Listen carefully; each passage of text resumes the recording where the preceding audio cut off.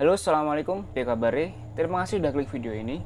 Bertemu lagi dengan saya, Yudma Purni, di edisi Home Amin, horor malam minggu, yang akan menemani malam minggu kalian dengan cerita-cerita horor atau segala sesuatu yang berkaitan dengan horor. Nah, jadi kemarin itu saya dikirimi link TikTok gitu sama teman saya gitu. Katanya, Yud, ini lagi viral nih di TikTok gitu, katanya horor gitu. Tapi jangan dibuka dulu, nanti buat reaction aja, buat video. Nah, maka dari itu ini saya coba buat video, buat reaction tentang yang lagi viral di TikTok itu. Oke, tanpa lama-lama, kita langsung aja reaction videonya. Oke, tanpa lama-lama, siapkan makanan, pilih posisi rebahan ternyaman, matikan lampu biar lebih seram dan aktifkan imajinasi kalian. Oke Pak, langsung aja kita coba cek videonya ya di TikTok. Ini pemilik akunnya namanya FMPEG. Nah, langsung aja kita coba cek videonya. Jadi kan gue pergi ke Malang, terus gue tuh suka banget nginep di hotel-hotel yang kayak vintage banget gitu, yang daerah situ banget. Nah gue nemuin hotel ini nih, Red Doors gitu kan. Ya udah gue pesen lah, harganya tuh 100.000 sama kena pajak jadi 120. Nah pas gue datang, sumpah itu gue nggak tahu, gue langsung keringet dingin dan bener-bener perut gue tuh langsung mulus banget gitu, woy. Kayak wah ini there's something wrong banget nih. Jadi tuh hotelnya tuh gede, ada 3 lantai dan bener-bener gak ada orang, gak ada mobil di parkiran. Terus dibilangnya tuh cuma ada 1 kamar, sisa 1 kamar di lantai 3 di paling ujung di pojok. Padahal itu 3 lantai. Terus sumpah ini ngeri banget sih. Kayak lu ngerasa gak sih kalau ke tempat aneh dan tempat serem banget tuh kayak banyak yang ngeliatin dan gak enak banget gitu rasanya di perut tuh. Ini tuh gue cuma bertahan 15 menit langsung gak kuat, langsung cabut gue. Parah sih. Oke Pak, jadi pemilik akun ini dia lagi ke Malang gitu ya. Lagi ke Malang terus nginep di hotel, tapi gak disebutin ini hotelnya namanya apa gitu. Terus katanya di hotel ini yang lantai 4 sama 5 kan gak dipakai gitu. Terus dia ke bagian kamar itu di lantai 3 paling ujung. Nah katanya ini yang lantai 2 sama 1 itu udah penuh gitu kan, katanya lagi penuh gitu. Tapi yang anehnya di sini mbaknya ngejelasin kalau gak ada orang sama sekali gitu, gak ada pengunjung. Terus di parkiran juga mobilnya cuma punyanya dia aja gitu kan, sepi gitu, kosong gitulah ya. Tapi kalau udah penuh gitu katanya, siapa yang ngisi gitu kan. Oke, lanjut ya ke video selanjutnya. Gue baru sadar pas gue nontonin video yang tadi gue ambil pelan-pelan. Jadi kan gue videonya putus-putus gitu. Dan di sebelah video ini itu gue lagi videoin cowok gue, terus tiba-tiba ada yang ngetok pintu. Gue pikir kan ada orang, nah cowok gue juga bingung tuh kok ada yang ngetok tapi gak ada orangnya. Cuman pas gue pelanin nih, ayolah. Set dah, males banget gue nih, asli dah. Nah, di video kedua ini katanya saat mereka lagi di kamar itu kan, ada orang ngetuk pintu kamar mereka. Terus ketika dibuka ternyata kayak ada siapa-siapa gitu kan. Tapi di sini kayak saya lihat ada bayangan ya, tapi ini bayangannya masnya ini atau bayangannya orang lain gitu ya. Ini saya lingkari di sini ya, coba saya lingkari di sini. Ini kayak bayangannya masnya ya. Kayaknya bayangannya mas-mas ini ya, bukan bayangan orang lain ya. Kayaknya bayangannya si masnya ini kayaknya. Oke, lanjut videonya. Mas Pun, kita kan cuma rebahan doang tuh jam 1 cabut. Gue juga gak mau rumah di sini ya. Udah pes patungan cepet-cepet udah. Nih, aku udah bayar. Guys, kita cabut karena serem banget. Anjing, kata ya Allah. Nih lihat, gue tuh ditaruh di lantai 3 di paling ujung, bener-bener ujung. Dan gue nggak tahu itu 2 kamar deretan gue itu apa, dan pemandangannya tuh kayak gitu ke bawah, lihat dong. Gelap, kebuka gitu, nggak ada apa-apa. Sumpah ini ngeri banget, tuh ada kamar mandi luarnya gitu. Dan aduh, parah sih, ini bener-bener gak ada orang samsak, gak ada pegawai samsak. Kamu tadi buru-buru gitu sih anjing. Sorry ya guys, gue ketawa mulu di videonya, soalnya gue tuh kalau udah bener-bener panik gue gak bisa berhenti ketawa, gak tau kenapa. Karena gue kalau gak ketawa gue pingsan kali ya. Sumpah ini tuh aduh, ini lantai 2-nya nih. Dan gue bilang sama cowok gue, bentar gue mau video lantai 2-nya buat lihat aja gitu. Oke. Ini jadi kan dia di lantai 3 ya, di kamar paling ujung. Terus di sebelahnya itu udah kayak apa ya, udah langsung keluar hotel gitu kan. Di sini juga ada balkon, bukan balkon ya, apa ya, kayak pinggiran gitu. Terus langsung di sebelahnya itu kayak ya kebun atau apa gitu ya. Terus kayak pelindung temboknya itu kan kok kecil gitu, maksudnya bahaya kayaknya ya kalau ada apa-apa gitu kan ya. Maksudnya pelindung temboknya itu teman-teman yang buat jarak itulah, cuma nggak terlalu tinggi gitu, pendek gitu kan.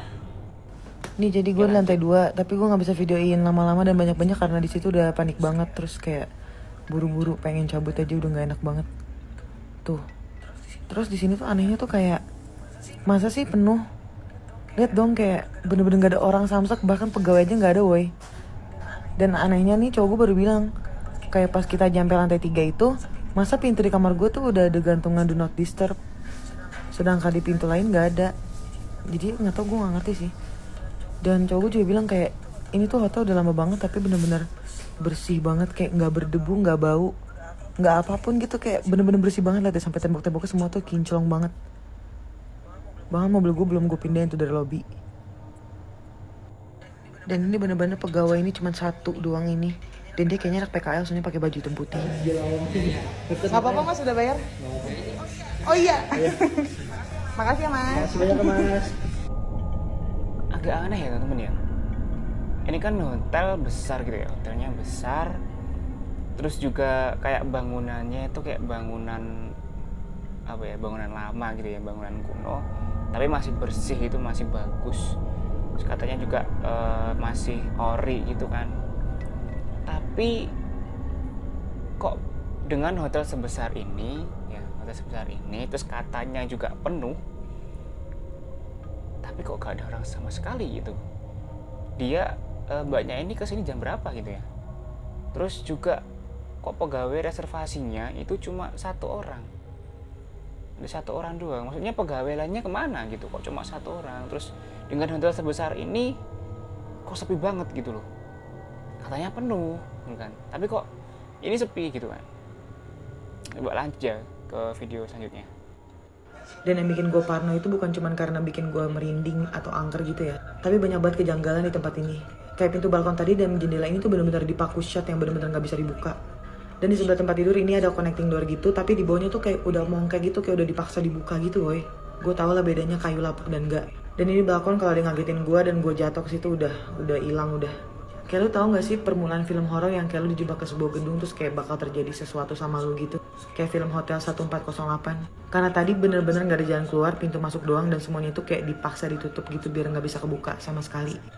Dan logika aja ya di gedung manapun gitu, apalagi gedung tua yang temboknya putih, itu tuh pasti ada sedikit noda kotor atau kayak talang air bocor, jadi ada bercak air segala macem. Ini tuh kelihatan banget, ini tuh dia belum pernah renovasi ya, karena semua dari interiornya segala macam itu masih real banget. Tapi kenapa bisa kinclong banget, nggak ada debu setitik pun di tempat ini. Bener-bener kayak baru banget, itu yang nggak logis sih di gue. Oke, ini apa ya, agak aneh sih ya. Maksudnya mbaknya kan di lantai 3, terus sama reservasinya katanya kan penuh itu, di 1-2 penuh. Ada di lantai 3, terus di kamar bagian pojok. Jendela dipaku shut jadi biar gak bisa kebuka gitu. Terus juga katanya ada pintu yang di sebelah kasur gitu. Emang kalau dilihat kayaknya bekas paksaan dibuka gitu ya. Kayak ditutup terus paksa dibuka sampai rusak gitu kan pintunya. Kan kalau pintu rapuh itu kan beda ya, gak gini ya. Gitu. Terus katanya mbaknya juga ini bangunan belum direnovasi, terus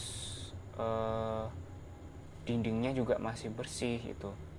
Ini katanya bersih itu. Oke, coba lanjut.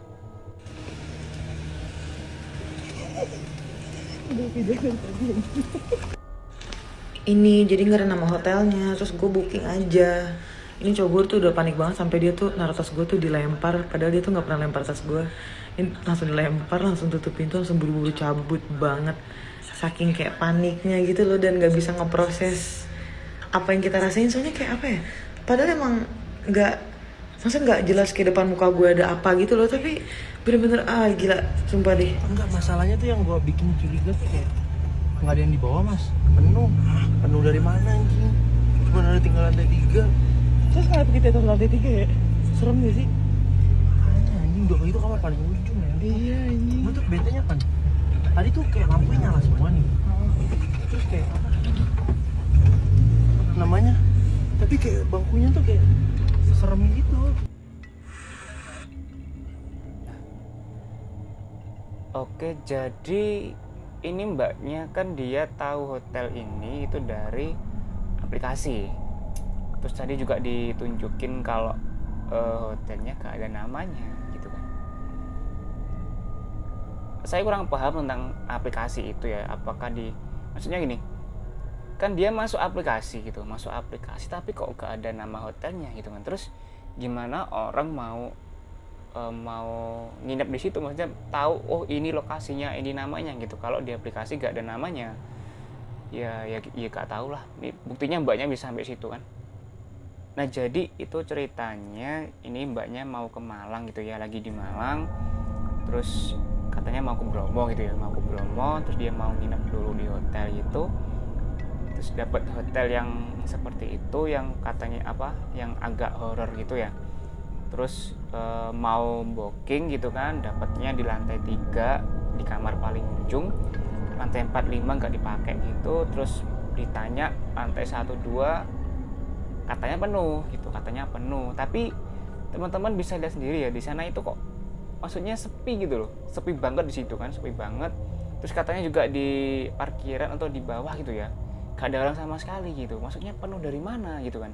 Nah terus kemudian mbaknya ini kan dia tahu hotel ini kan dari aplikasi gitu kan, Nah kebetulan di aplikasi itu gak ada nama hotel ini gitu kan.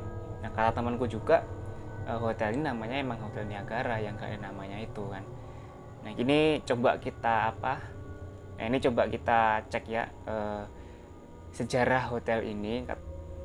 Kan emang kayaknya bangunannya itu kan kayak masih bangunan lama gitu, tapi masih bagus gitu ya, masih terawat banget gitu, kayaknya bersih banget di dalam itu kan.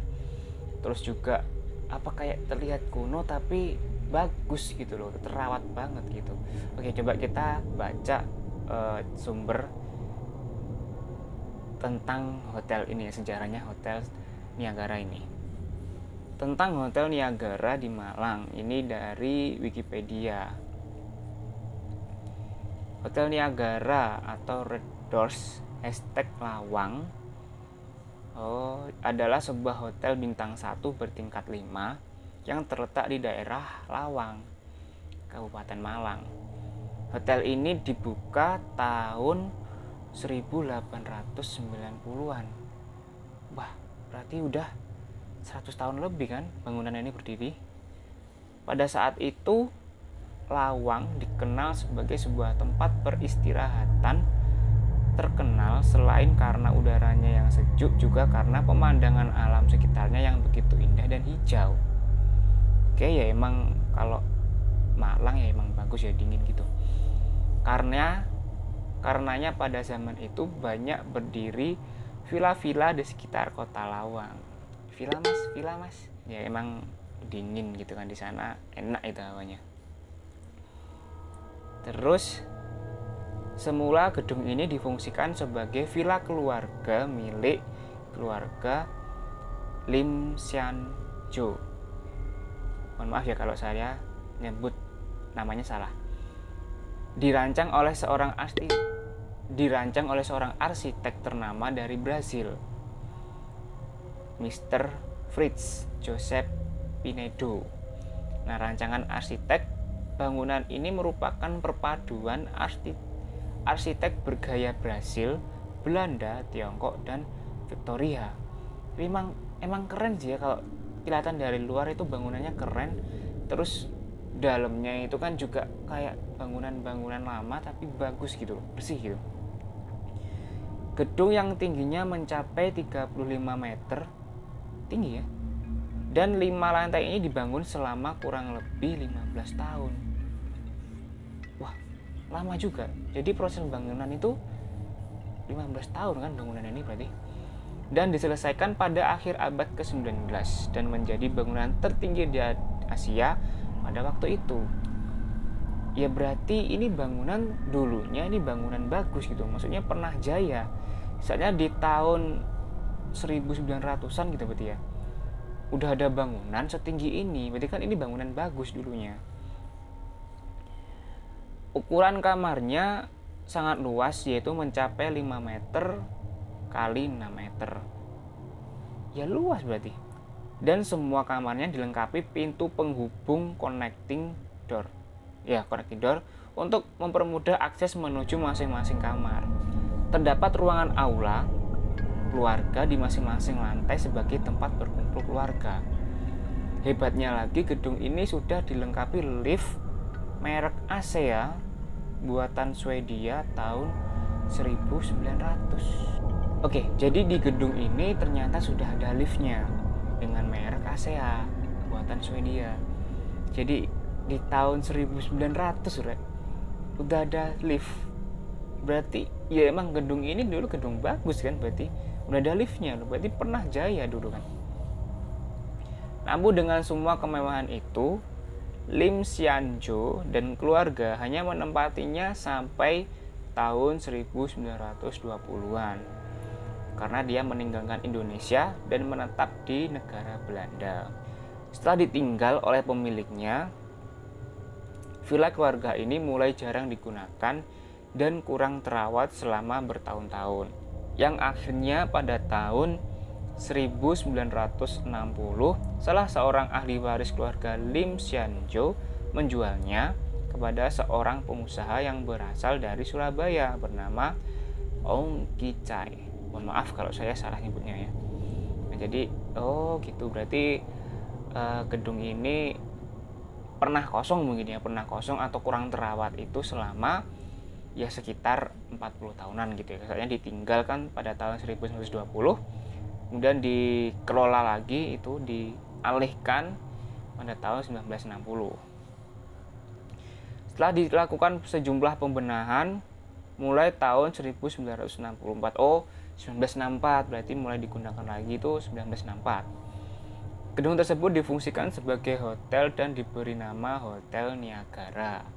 Sampai saat ini telah dilakukan beberapa kali renovasi pada bangunan hotel kuno dengan sangat memperhatikan detail dan nilai seni yang melekat pada bangunan bersejarah tersebut. Saat ini hotel ini masuk ke jaringan hotel Baget Red Doors, sehingga hotel ini juga dikenal dengan nama Red Doors Estate Lawang. Dikenal nama Red Doors Estate Lawang.